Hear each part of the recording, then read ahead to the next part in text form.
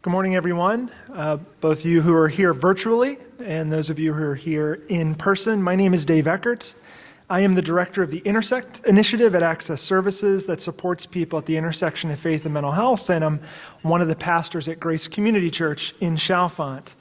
I'm also, as Scott mentioned, part of the hymn planning team, and since last year when I spoke here at this event. And I would say I've been at Access for 20 years, which may feel like almost 20 years, which may feel like a long time for any of us to be anywhere in this day and age, but just wait for a moment and I'll tell you how long Mark has been at Access. Over all these years, whenever I have faced a workplace challenge, the first person I have gone to for wisdom has been Mark. Mark is someone who, to me, has not just been a colleague, but a mentor in many ways. And so I know that you are going to benefit today from what he has to say. But before we get there, I'm just going to take a moment to sort of give you a little bit of background on Mark if you're not already familiar with him.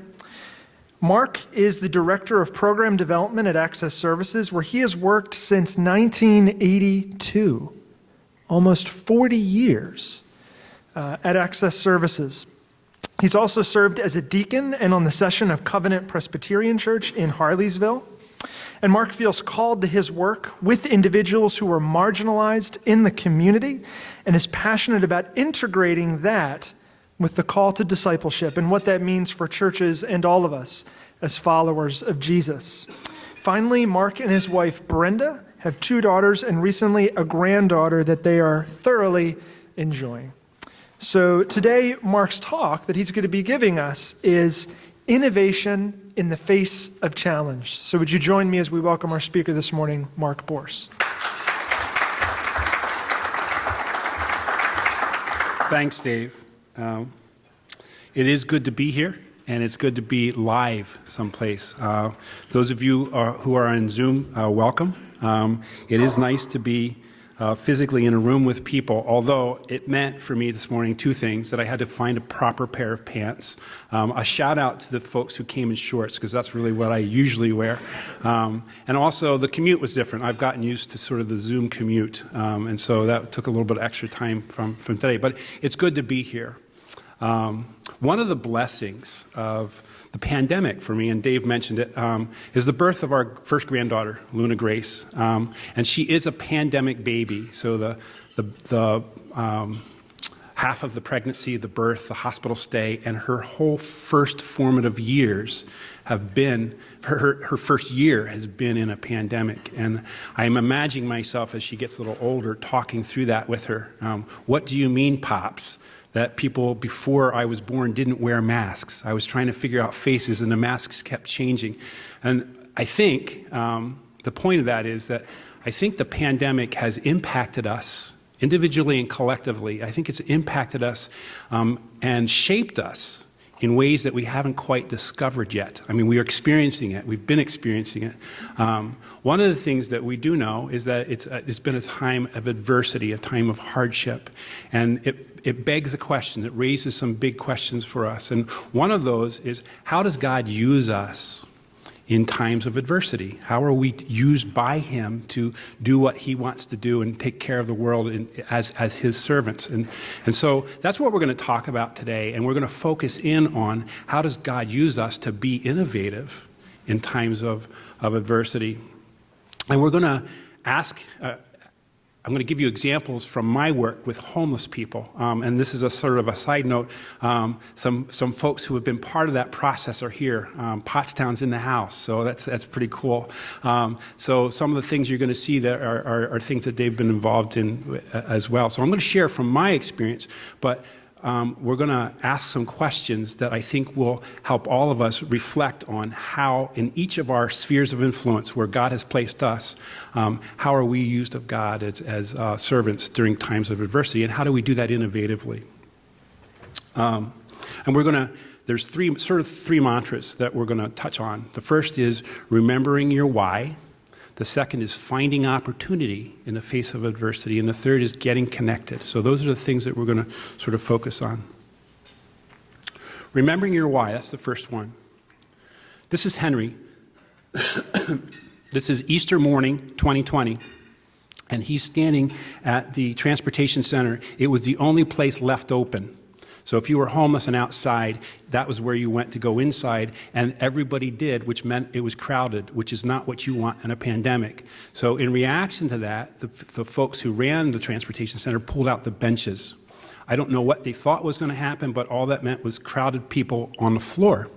And so Henry's also wearing the last mask that I had with me. It was I grabbed it out of my storage closet, and he didn't have a mask. And he said, "I'm worried. I don't have a way to wash my hands. I don't have a mask to wear." And it was Easter Sunday, so we were reflecting a little bit on Easter. And he said, "I'm not a religious person, but I am praying." And so because he was that worried, and so I said I would pray with him. One of the things I was worried about when everything shut down were people being fed? Were they able to eat? And he said, yes, we've been able to do that. So a couple days later, I went to this spot, which is a soup kitchen in Norristown, that's St. John's, and they continued. They didn't break stride. They didn't miss a meal. They just changed how they did it.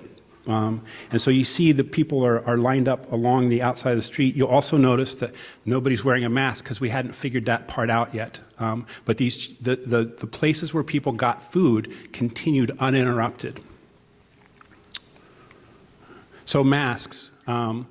We realized that we needed to do something for folks. And so we put out on social media on a Friday, please, can anybody solve this mask problem for us?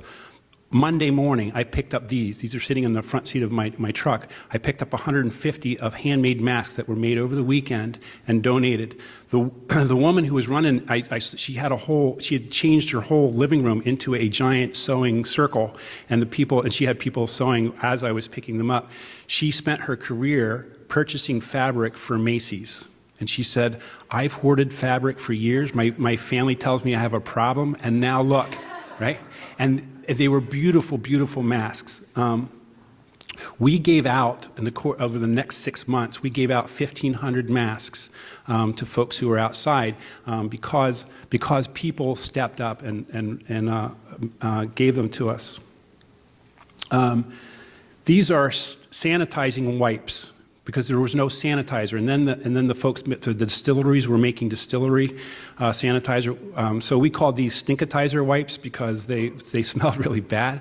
But they're shop towels, and you stick them in the Ziploc baggies, and you add the sanitizer to them, and it absorbs them. Our motto was, if you can't wash them, wipe them, because people just couldn't get in someplace to wash their hands.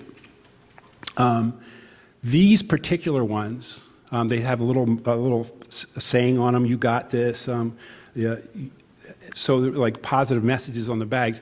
These bags were assembled by youth in the youth shelter in Montgomery County.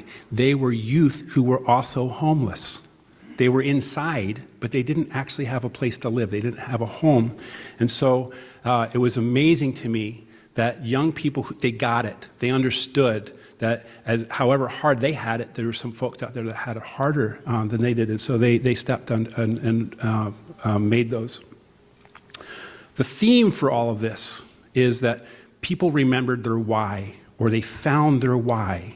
So the folks who were given food said, people are hungry and we need to feed them. It's that simple. That's our why. That's why we're doing this, and we have to continue to do that. The folks who made masks and the folks who made the sanitizing wipes said, there's people who are struggling and suffering, and they're struggling in ways that we don't have in our own life, but we need to help other people. That's our why. And so the question for all of us is, when we're faced with adversity and we want to be used by God, what's our why? What are the things that drive us? What are the things we're gifted to do? How do we keep doing those? And how do we reflect on what's the most important thing to us? The second one is finding opportunity in the face of adversity. Not only how do we just get through, how do we survive, but how do we build on something and create things that are new because of the opportunity that the adversity brings us. We don't always think of adversity as opportunity, but when we look for it, we can find it. This is a sanctuary site. So It's not illegal to be homeless, but there's no place where you can actually do it. There's no place where you can say, I'm going to live here, and is that okay? Because you'll be told, no, you can't do that here. You can do somewhere else. You just can't do that here. And so they're not sanctioned to be anywhere. But we realized that with the pandemic, we were in a crisis. There were more people were becoming homeless, and that we needed to sort of plant a flag in a way to say, people need to have a place to be outside, because they will be outside more this winter, this year, because they can't go inside very many places. So we said, let's create sanctuary sites. And all that is a place where we're helping somebody be on purpose. So the tent that you see is an ice fishing tent. So it's insulated. They're not very waterproof, but we figured out a way to put a tarp over top of it. A woman donated that tent. So that we could set up that sanctuary site, and that guy's Tom. And this is a day in January. You can't quite tell, but the clouds are coming in. It snowed hard that night, and so we were racing to get it set up so that they could be comfortable, safe, and somewhat comfortable overnight. The site also includes a camp stove so that they can cook. A heater that's designed for tents and RVs, and so it's safe, but it's warm, and a camp toilet, so there's sanitation. So we put these different places. And then we had churches adopt a site. So in this picture, the folks on the right are from a church, and they're at a site where the woman there is Shirley, and her husband Dave is just off the picture. But they adopted this family, this family in this site. And so in this picture, they're bringing food, and you see the propane tank for the heater. They would resupply them. They would take the trash bags out because they didn't have trash service, right? And also, most importantly, they developed relationships. So they became friends with these folks. And later, Dave's mom died. And Dave and Shirley, by the way, were outside because of COVID. They lost the place where they lived directly as a result of COVID. And so they found themselves outside. They had been homeless before, but they had been doing really well inside, and then COVID hit. But David lost his mom, and he was estranged from his family, so he was sort of uninvited from the funeral, which was devastating to him. And so actually the woman in the center called me up and told me about that. And I said, well, I wonder if there's any way that we could just do a service for them. And they said, we got that covered. And so the pastor of the church came down. He had been somebody who had been on the outings to come down and resupply them. So he had gotten to know them, and they actually had a service for them right at their campsite. Shirley can't walk very far, and so they did it right there for them. And the question for that you're seeing there is how can you build on something that's happening at a time of adversity? How does that create an opportunity for you to do even more than what you thought possible? And that's certainly what we saw happen in a lot of the work that went on. And then the third part is how do you get connected? One of the things I've learned about the world of homelessness is there's 1,000 points of light. And even in this room, there's lots of people who have done something or doing something in their sort of neck of the woods. But it's important to become connected. And so one of the things that happened was we had some success. We had asked for help, and people had responded all through the summer. And we said, we're faced with a pandemic winter. It's our first time, and we don't know exactly how that's going to work, but we know it'll be bad. However hard it is for us to get through this pandemic, that's exponentially harder for folks who are staying outside. And so through Dave had a lot of contacts, and we started some virtual town hall meetings just to say, this is what we see going on outside. This is where there's hardship and need, and we don't know what to do, and we're wondering if people can help us figure that out. And those town hall meetings led to something we called Frequent Friday Mornings, and it was a Zoom platform meeting. It was just a half hour, maybe 45 minutes. We met ironically, it was every single Friday morning, and that's why we called it Frequent Fridays. And it just brought a group of people together, and in that group, a whole lot of work happened and a lot of outcomes were achieved. So some guys here from Pottstown started a whole winter shelter that didn't exist before during this period of time. Across the whole county, we were able to add about 50 shelter beds for winter and code blue shelter beds that existed outside of the existing shelter system in Montgomery County as a result of that. And what we found was that oftentimes we don't know the answer. We're working hard in our little part of the world, but we don't know the answer. And the answer is to go to other people and say, can we figure this out together?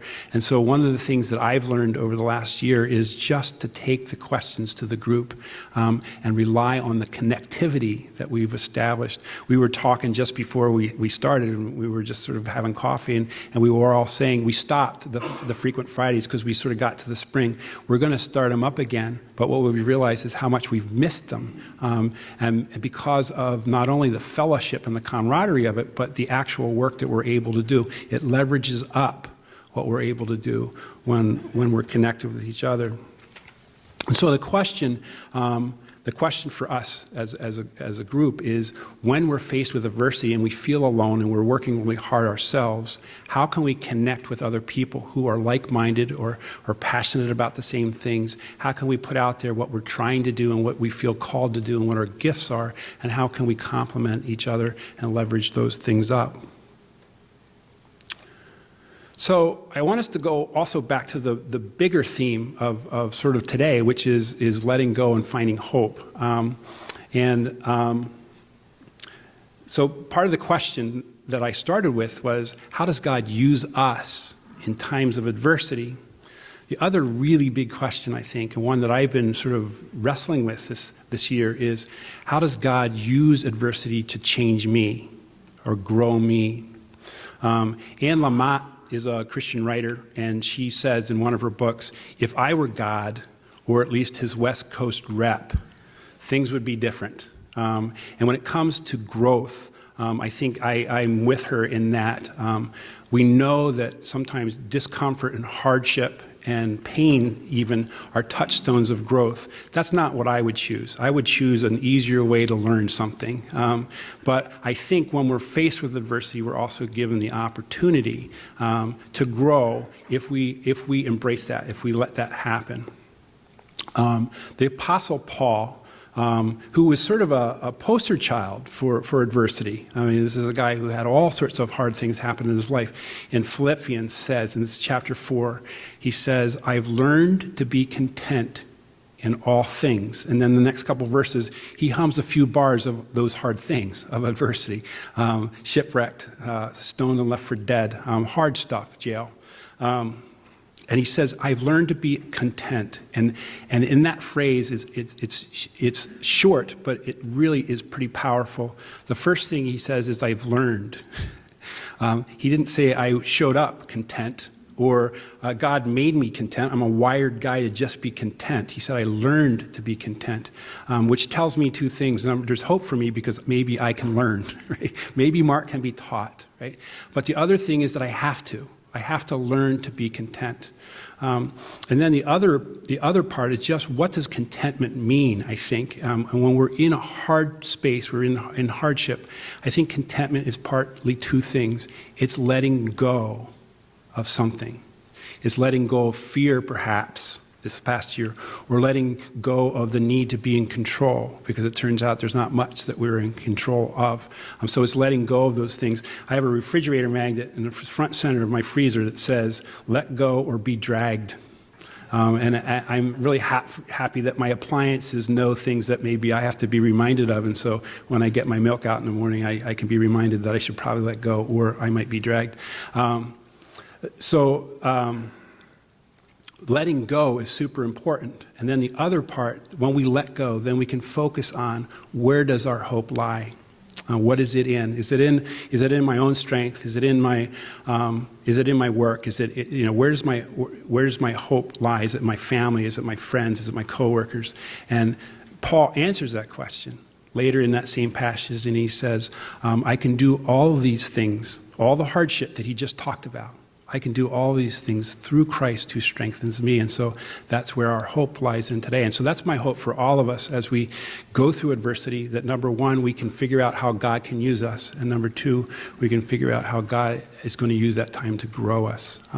Let me quick end us in prayer, and I'll hand it back over to Dave. God, we thank you that you promise that you will take care of us. And we can look back in our lives and see how you've done that. And so we know that when we are faced with adversity, you are using that time to use us to continue your work in your kingdom.